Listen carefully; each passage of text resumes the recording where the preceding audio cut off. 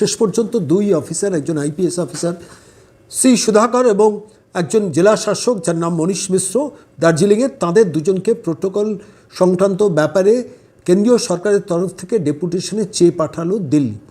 আপনারা জানেন যে রাষ্ট্রপতির সঙ্গে যে ঘটনাটা ঘটেছিল গত শনিবার 7 তারিখ, যে নির্দিষ্ট একটি অনুষ্ঠান, সে অনুষ্ঠানের জন্য নির্দিষ্ট যে মাঠ যেখানে রাষ্ট্রপতির অনুষ্ঠান হওয়ার কথা ছিল, টোটালি নন কোঅপারেশন করে সেই অনুষ্ঠানটাকে ভণ্ড করে দেওয়ার পরিকল্পনা নিয়েছিল জেলা প্রশাসন। এবং জেলা প্রশাসন তো নয়, সিপি যে সুধাকর, তিনি তো নিজের সিদ্ধান্তটা নেননি। নবান্নের মহিলা চেয়েছেন যে রাষ্ট্রপতিকে সভা করতে দেওয়া যাবে না। তারপর মনীশ মিশ্র জেলা শাসক ডিএম, তার কি ক্ষমতা আছে রাষ্ট্রপতির স্পট নির্বাচনের ব্যাপারে সরাসরি তার বিরোধিতা করা?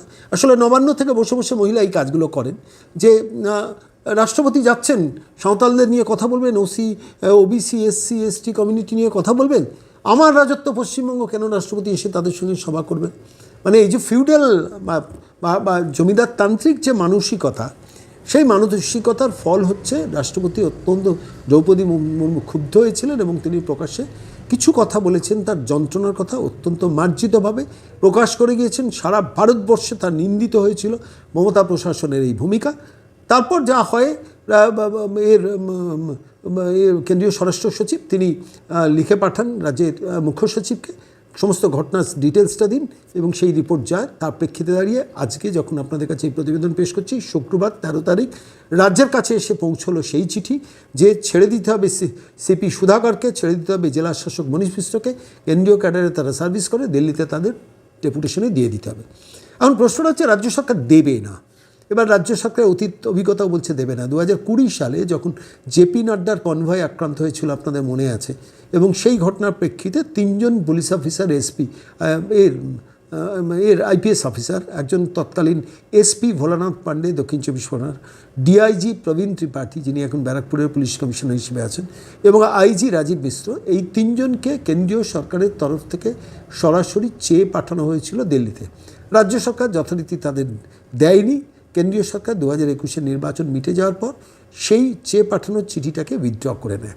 অর্থাৎ ক্ষমা ভিক্ষে করে দেওয়ার যে টেন্ডেন্সিটা আছে, সেইটাকে যদি বেস পয়েন্ট ধরা হয়, তাহলে এটা ধরে নিতে হবে যে এবারেও যে সিপি সুধাকরকে রাষ্ট্রপতিকে অসম্মান করার জন্য ডেকে পাঠানো হলো দিল্লিতে, এবং জেলা শাসক মনীশ মিশ্রকেও ডেপুটেশনে চেয়ে পাঠানো হলো, এবং রাজ্য সরকার যথারীতি অ্যাজ ইউজুয়াল স্ট্যান্ড নেবেন যে যারা অন্যায় করবেন তাদের ডিফেন্স দেওয়া। এবং অন্যায়টা তো প্র্যাকটিক্যালি মমতা বন্দ্যোপাধ্যায় করেছেন, তাঁর এই নোংরা মানসিকতার জন্য তো তিনি এই কাজগুলো করেছেন। রাষ্ট্রপতি দ্রৌপদী মুর্মুকেও আমি এসসি এসটির অনুষ্ঠান করতে দেবো না। হওয়ার কথা ছিল অনুষ্ঠানটি বিমানবন্দরের কাছে গোসাইপুরে 9ম আন্তর্জাতিক সাঁওতাল সম্মেলন, এবং ফাঁসিদেওয়া ব্লকের বিধাননগর সন্তোষিনী বিদ্যাচক্র উচ্চ বিদ্যালয়ের কম্পাউন্ডে বড় মাঠ সেটা। সেখানে এই জেলা প্রশাসনকে দিয়ে, অর্থাৎ এই সিপি সুধাকরকে দিয়ে, এই জেলা শাসক মনীশ মিশ্রকে দিয়ে সেই অনুষ্ঠানটা করতে দেননি। ফলত এমন একটা জায়গায় বাগডোগরার কাছে করতে দিয়েছে যেখানে মানুষজন পৌঁছতে পারেনি। তখনই রাষ্ট্রপতি দ্রৌপদী মুর্মু তার ক্ষোভ যন্ত্রণা ব্যক্ত করে যান এবং সারা ভারতবর্ষের মিডিয়াতে নিন্দিত হয় বাংলার প্রশাসনের এই ভূমিকা।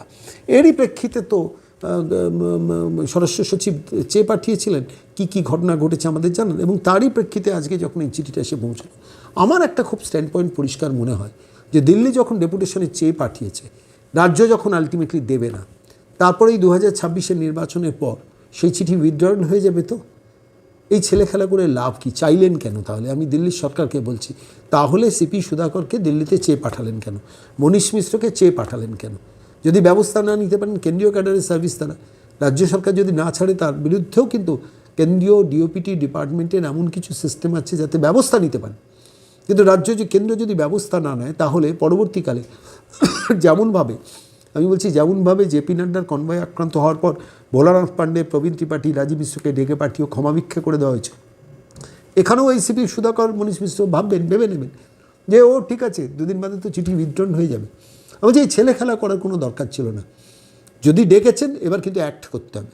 বাংলার মানুষের সেটাই চাহিদা যে পুলিশ অফিসারদের দিয়ে বা আইপিএস বা আইএস অফিসারদের দিয়ে মমতা যে নোংরামিটা করেন, নীচতাটা দেখান, এবং দ্যাটটু ভারতবর্ষের রাষ্ট্রপতির সঙ্গে করলেন, তারও যদি শাস্তি না হয়, তাহলে তো সেটিং তত্ত্বই প্রমাণিত হবে, প্রতিষ্ঠিত হবে। সেটাই তো বাংলার মানুষের ক্ষোভ যন্ত্রণা। দিল্লির প্রভুরা কি সেটা বোঝেন না? এটা তো বলে একটা দিক। আরেকটা দিক খুব ভালো ডেভেলপমেন্ট হয়েছে ভারতবর্ষের রাষ্ট্রপতির কাছে, দ্রৌপদী মুর্মুর কাছে 9 তারিখ তৃণমূলের ডেলিগেশন যেতে চেয়েছিল, চিঠি দিয়েছিল। তো দ্যাট ওয়াজ টার্ন ডাউন, রাষ্ট্রপতির সময় নেই। আবার একটা চিঠি দিয়েছে, that was also turn down. অর্থাৎ দুবার রাষ্ট্রপতি দেখা করার জন্য তৃণমূল কংগ্রেসের ডেলিগেশনকে টাইম দিলেন না। এটা কিন্তু আমার কাছে খুব ভালো লেগেছে। অর্থাৎ যে রাষ্ট্রপতিকে তুমি অসম্মান করবে, আর অসম্মান করার পর ব্যাপারটা দেখেছো বড্ড বেশি ক্ষত হয়ে গেছে, রাষ্ট্রপতি মুখ খুলবেন ভাবেননি। তো এবার একটু রাষ্ট্রপতির কাছে গিয়ে বলা যে দেখো আমি এসসিদের জন্য এই করেছি, এসটিদের জন্য এই করেছি, ওবিসিদের জন্য এই করেছি। আমি আজকে যখন আপনাদের কাছে এই কথা বলছি তখনই একটা রিপোর্ট আমার কাছে এসে পৌঁছলো যে আবার একাধিক বোর্ড তৈরি করছেন, 4টে বোর্ড, এসটি ওবিসি উন্নয়নে এবার 5টা উন্নয়ন পর্ষদ গঠন করছেন। এখানেও একটা মানে বাংলা কথায় রকের ভাষায় যাকে বলে ঢপবাজি আছে। অর্থাৎ এখন এসটি, এসসি, ওবিসি সমস্ত সম্প্রদায়ের মানুষ তো এখন এই তৃণমূল কংগ্রেসের ওপর ক্ষিপ্ত।